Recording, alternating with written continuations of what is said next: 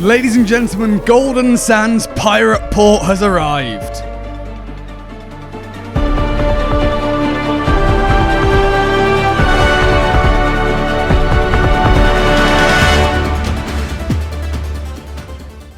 Okay then, that's right, it's finally come. After such a long wait, they've finally added it.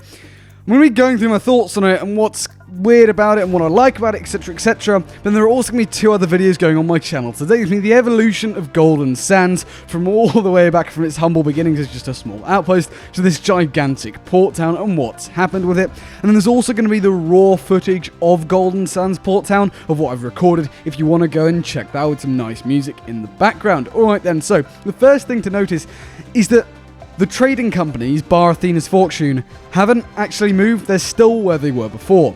It's all messy and construction-y there, so perhaps they're not done yet, but this port town, just as soon as you get in it, you can see the beauty of it. Lorena is outside the tavern as per usual, but inside the tavern, it is truly spectacular. It is magical. It gives me such arena tavern vibes. What's interesting is none of the NPCs have dialogue that being like, oh yeah, we've moved, hurrah, the big port town, all that. They're all just the same as before, so I don't know. But it is just filled with detail. You can sit everywhere. It's got a stage. The mysterious stranger is in here, meaning you hand in Athena's Fortune stuff here. It also has a stage on it with a little mic on it, just like in the arena tavern. But once again, it's really funny how Athena's stuff's here, and Reaper's is just in the middle on a random island somewhere, but they all get this little home. I tell you what, this is a great story setting. There's actually a painting of the Pirate Lord above the mysterious stranger next to the Magpie's wing, but this is a great story setting for the Shroud Breaker to start in. If you spawn here and do the Shroud Breaker here, it's so cinematic. But we have an upstairs to the tavern. Finally, it has been so long we can actually explore what's up here. At first, there's almost a little communal area. There's actually 2 different balconies, which are really awesome. I like that they added balconies. It adds a sense of homeliness, and it really has a sense of worldness to this place. It is just really awesome. However, you can continue going inside, and eventually you'll get to the second balcony, as I said, and this second balcony has a lot more outside space. Once again, play with your friends, do stuff here. It's just got so much role-playing potential. But then there is, in fact, accommodation. That's right, there are beds here in the little twin double bed room, and there's also a cooking area. This is a really nice touch. Again, so much role-playing potential here. It's off the charts, and it all links back up nicely. Then there is actually a 3rd floor, and it just takes you to the roof of the tavern. Pretty nice. You can't keep going up into that little structure here, as if you go in there, well, we all know those stairs, the stairs of no return. Now people will be begging to see the upstairs of this place instead of there. Alright, let's move on to back on the ground. Make our way outside to the other entrance, we can see the Pirate Emporium building in all its glory.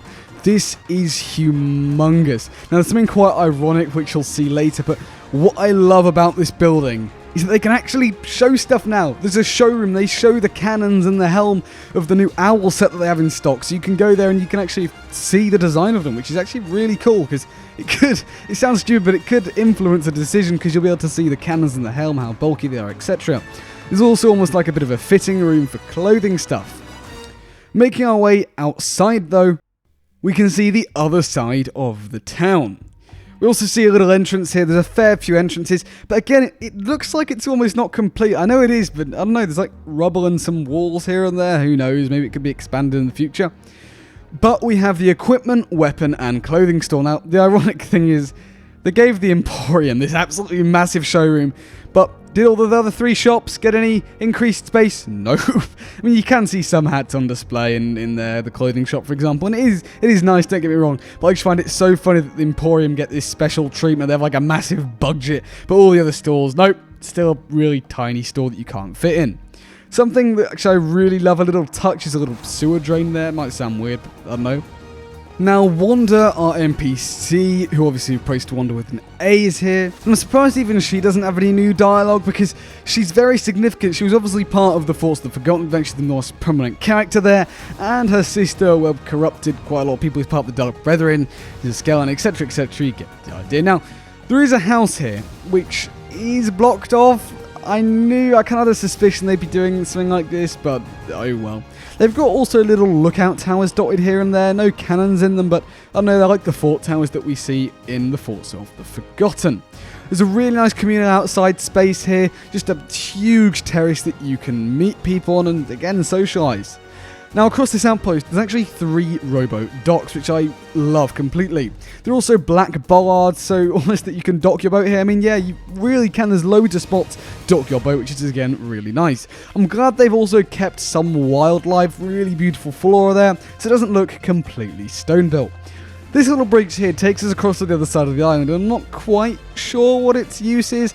It's another entrance to the town, and there are stairs here and another dock. But I'm not quite sure what this little almost lighthouse thing is. You can't go up the ladder, which is a bit of a shame. I presume that it is meant to be a lighthouse almost or something like that. And then the other side as well is, again, it doesn't have too much on it, which is a bit weird. I'm not sure what this is, but this bridge, the bridge leading to the port town, just looks phenomenal. They couldn't really have done a better job with this design. Perhaps they could have made it a bit bigger. I don't know if they're going to continue construction, but perhaps they could have. I'm going to be honest, perhaps they could have. And it does look like for the moment it is all just cozy decoration and all just layering, and there's nothing new content-wise. However, the big light switch on for the Festival of Giving is tomorrow, so I can't wait to see that. I can't wait to see what they're doing with that. And if we might be getting something new there, we'll see. Anyways, there's another rowboat dock, and these are the stairs that we saw before when it was first being built. These stairs were just here. At night, this place truly comes alive though. The lighting they did is phenomenal, and you can see that they did take into account the whole night thing with this outpost. It just looks so cool. The lights, the atmosphere, just everything it adds, it just makes it feel so atmospheric and makes it feel really homely, which obviously is what we're trying to go for. This, you could argue, is one of the safest places within the Sea of Thieves. It's a fort. It's like Shipwreck Bay, Shipwreck Cove from Pirates of the Caribbean. These lanterns here, it's a safe place for anyone to go to. Almost like one of the headquarters of the good guys. For anyone wondering as well, the Pirate Legend hideout entrance is just to the left of the bar. Now, what I really love about this is they didn't just copy-paste what's below this stair area. They did add some new environment work, which I'm so happy with. When you go down, you'll see that you enter the cellar of the tavern, which normally you enter the cellar anyway, but this is obviously a big tavern, so you'd expect a big cellar, and there's this brand new piece of environment work. It's small, and it does lead into the old entrance, which is understandable, but they just put so much effort in, which I really love about this whole thing.